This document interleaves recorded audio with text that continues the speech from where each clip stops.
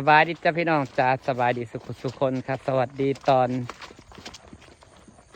หนังชมปลาแล้วพี่น้องก็สวัสดีเด้อสวัสดีตอน6 โมงเช้าครับสิมาหาหน่อไม้บงพี่น้องหาเลาะเบิ่งเฮ็ดนั่นแหละหาเลาะเบิ่งเฮ็ดแล้วก็เลาะเบิ่งหน่อไม้บงเลยเผื่อมันออกเด้อย่างน้อยกับบ่ได้เฮ็ดก็ได้หน่อไม้บงนะพี่น้องปัดเมื่อแล้วเขาก็เก็บผักแวนไปกินกับแกงหน่อไม้เลยพี่น้องจ๋าจ้าอันนี้ก็คืออยู่หน้าของพลาเองเด้อพี่น้องอันนี้เป็นนาเบาปีซาจะได้ดินตอนนี้จ้าเขาเขียวงามขนาดผักแวนก็กำลังงามแต่บรรยากาศทงหน้าพี่น้องเราไปรอบังเฮ็ดน้ำกันพี่น้องแล้วก็ไปหาหน่อไม้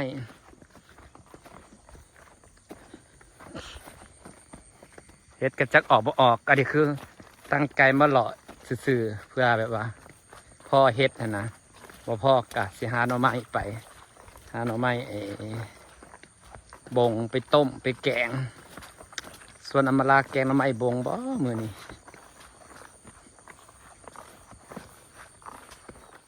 มาหาหน่อไม้ไปต้มจ้ะพี่น้องสิแกงหน่อไม้กินเที่ยงก่อนกะส่วนอำมาลาสิกินบ่แกงหน่อไม้บงหน่อบงหน่อโจดนี่พี่น้องมากระเพาะลงมาเขาก็สิหาหน่อไม้แล้วก็จะไปหาจอบปังเฮ็ดนำพี่น้องเพื่อได้เฮ็ดนี่หน่อไม้ไม่นอกเขางามเลยจ้านี่จ้าสบายดีอีกเทื่อหนึ่งแล้วจ้าพี่น้องกาหาหน่อไม้น้ำกันพี่น้อง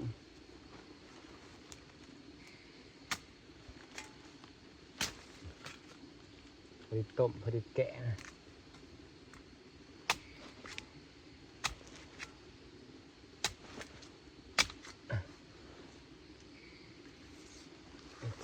มาหาหน่อบงพี่น้องเอาไปต้มไปแกงกินจ้าก็จะมาจอบบังเฮ็ดพ่อเลยพี่น้องเอ้ยหาซับหน่อไม้พี่น้องไม่ได้เอามีดมาเนาะลืมไอ้หน่อนะก็หน่อบักใหญ่นะนี่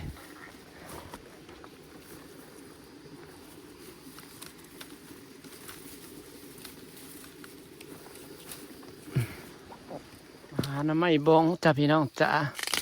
นี่จะแหนงใหญ่ๆนี่ที่จริงนะความจริงนางสิมาหล่อหาอันนี้เลยพี่น้องจอบบังเห็ดปวกเห็ดยังไปก็ว่าเห็ดก่อหล่อหาหน่อไม้ไปน้ำยังน้อยไปได้อย่างหนึ่งก็ยังได้อย่างหนึ่งเนาะอย่างน้อยก็ยังได้หน่อไม้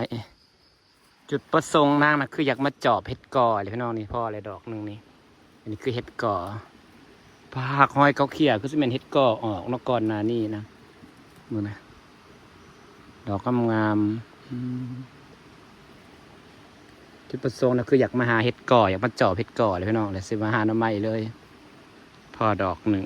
แถวนี้นะมันสิเป็นป่าเห็ดก่อพี่น้องสิเป็นดอนเห็ดก่อแต่ยังไม่เห็นเห็ดก่อได้ดอกหนึ่งจ้าเป็นบ่หอยกับเจ้าเขียหอยกับเจ้าหอยเขียเต็มมันสิเป็นป่าเห็ดก่อแถวนี้แต่ผมไม่เห็นมีเห็ดก่อบ่เห็นดอกเดียวแล้วค่อยเจ้าเขียเรียรอได้พี่น้องแต่มันออกขึ้นเศร้าเลยนะฝนตกพี่น้องเอ้ยฝนตกคือสิบ่มีดอกเห็ดคือสิได้แต่หน่อไม้แหละพี่น้องนี่มันไม่บงไปต้มไปแกงนี่แหละแกงกินตอนเที่ยงผมนี่น้ำฝนตกดีบดีน้ำจะเต็มฝั่งตกขัดตกเนี่ยได้แต่หน่อไม้เห็ดกับพอได้คือสิบ่มีเห็ดมีหอนดอกจ้าหล่อหอบที่ยังบ่เห็นเห็ดจากดอกก็สิได้แต่หน่อไม้แหละจ้าเมื่อแกงเมื่อขอจ้าพี่น้องจ้าจ้าต้มเมื่อแกง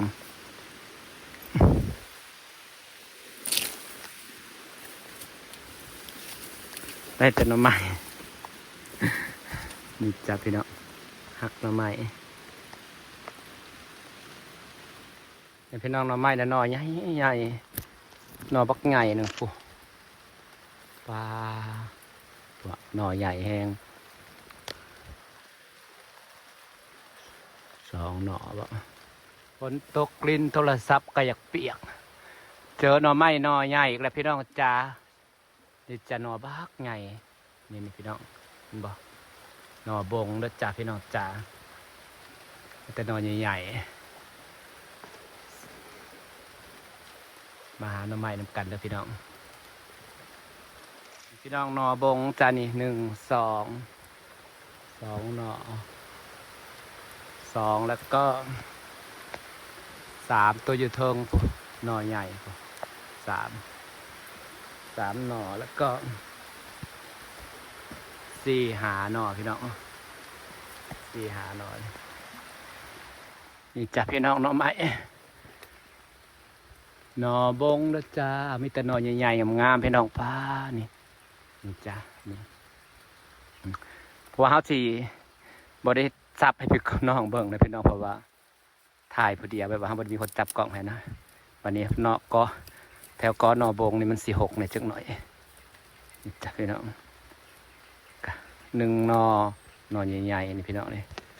1หน่อ2หน่อทั้งพี่คือสิเป็น2หน่อเรียนกันนี่หน่อ1แต่หน่อใหญ่ๆงามๆพี่น้องเอ้ยหน่อบงนะตรงนี้หน่องามๆก็สิสับไปเด้อจ้าจ้า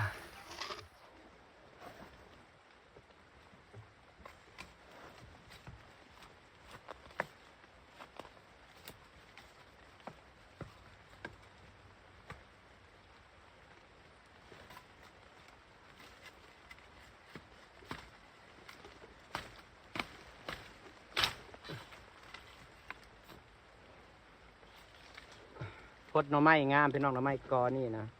แต่หน่องาม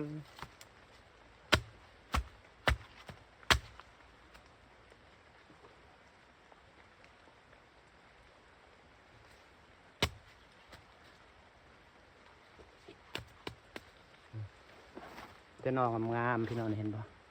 แต่หน่อขาวๆสวยๆหน่อไม้กอนี่นะ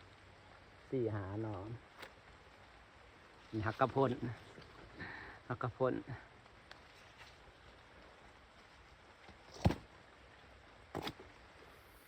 พี่น้องกาหักกะสิพ่อเห็ดพี่น้องเอ้ยพ่อเห็ดตาบ3 ดอกนี่จ้ะพี่น้องพ่อเห็ดปกตาบ3 ดอกปวกก็บ่ออกเลยเนาะนี่เห็ดปกตาบ3 ดอกนี่พี่น้องซ้ำนี่แหละจ้ะมือนี้เห็ดขอยไว้ปกตาบ3 ดอกพี่น้องหน่อไม้2 หน่อนี่งามๆมึงเนี่ยก็สีลายอับปลามอยู่นี่พี่น้องเราจะสับหน่อไม้ต่อนะจ๊ะสับไปสับมาก็เป็นบุญวาสนาพอเฮ็ดจังมวยเนาะพี่น้องแต่ว่าบ่ได้สนใจเฮ็ดอะไรมวยหาอะไรบ่มีแหละจะหาแต่หน่อไม้อะไรมึงเสามาต้มพี่น้องผู้กระดองงามนี่งามนี่พี่น้องหน่อไม้ออกหลายพี่น้องเอ้ยมันยามฝนเด้ยามนี้หน่อไม้บ่อึดนะนี่ฟังนี่กะงามแต่ผู้หน่อบักงามๆหนึ่งพี่น้องขาวจุดจั่วอยู่หน่องามแห่งหน่อไม้บกนะเนาะพอดีต้มแซ่บใส่แบบพอดีต้มแซ่บเฮ็ดไปน้ำพี่น้องเอ้ยครับผมมีดอกเฮ็ดน่าแหละน้ำมองก็คือเห็นมีมันฝนตกซุมือพอล่าอันนี้ก็ล่าสุดนะฮะกระเซ้าจะเบิ่งในน้ำหัวเนี่ยพี่น้องน้ำหัวจะเต็มพังแต่นางกาเป็นคนบอกกล้าลงน้ำนะจ๊ะถ้าเป็นน้ำทั่วไปน้ำธรรมชาติเพราะเป็นน้ำหัวหน่อยกระซังมันเพิ่งสิบลายแต่กับบอกกล้าลงเนี่ยพี่น้อง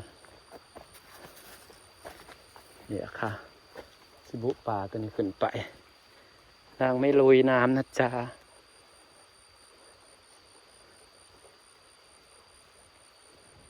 หรือว่าสิไปลุยปุ๊มีบอลตื่นอยู่ปุ๊ก็สิบอลเลิกดอกนะลุยหาฝั่งพุ่นกันเผื่อพ่อเฮ็ดฝั่งนั้นพี่น้องผมมีบุญวาสนาพ่อเฮ็ดปวกจากหมูพอดีกีดพอดีโฮดีเฮเลยนะพี่น้องเนาะมันบ่ออกพี่น้องฝนมันตกสมือเอเลียหรอ เนี่ยตกบดมือบดเป็นมือบดเป็นมาดิกะพลากะตกบดมือคอยไปไม้เนี่ยจะเป็นระบบอึดพี่น้องเอ้ยพวกนี้จะนองงามๆเนี่ย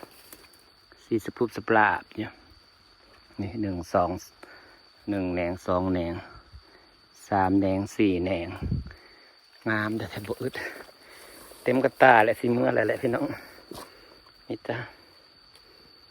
เต็มกระตาหล่อเมื่อ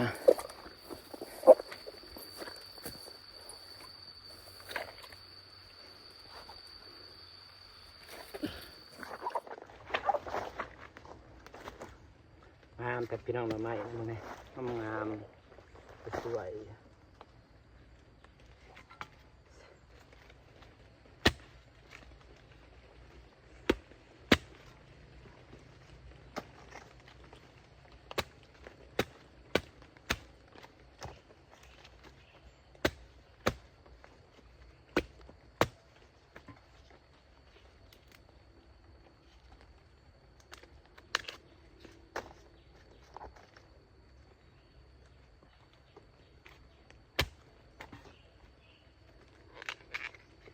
ก็จะไปเก็บผักแหวนในบ้านนี้พี่น้องเก็บผักแหวนเสร็จแล้วไหม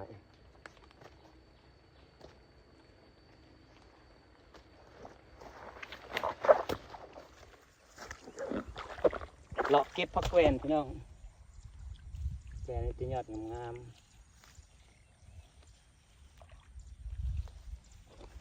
หาเลาะเก็บผักแหวนนะจ๊ะ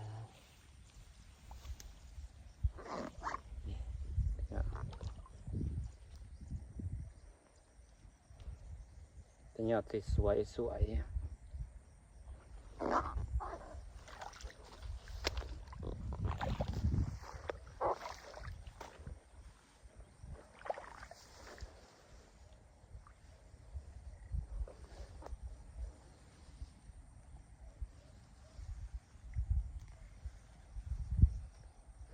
เก็บผักแหวนเก็บผักขะแยงจ้ะ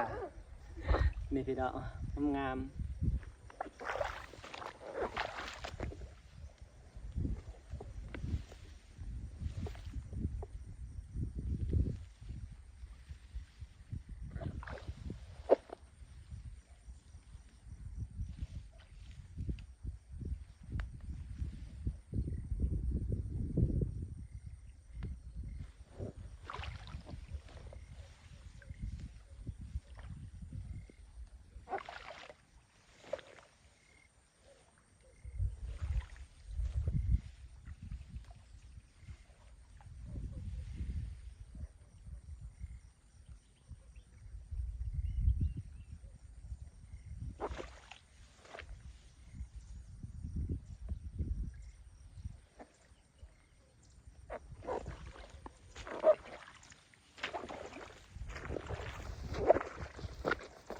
งามเลยพี่น้องในผักแหวนนะงาม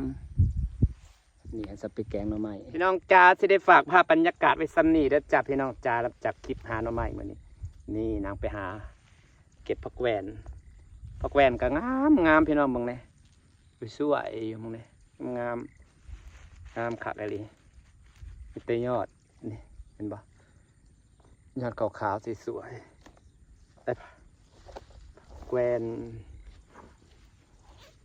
นี่เป็นผักกระแยงก็งามจ้ะเต็มกระตาเมื่อกันหน่อไม้ก็งามได้ไม่ได้เบิ่งหน่อไม้เนาะลืมหน่อไม้ก็งามนี่เห็นปะสวยๆพี่น้องเอาหน่อไม้ไปแกงสวัสดีเด้อพี่น้องจ้าได้ครบไปแล้วกับสิเมื่อได้บัดนี้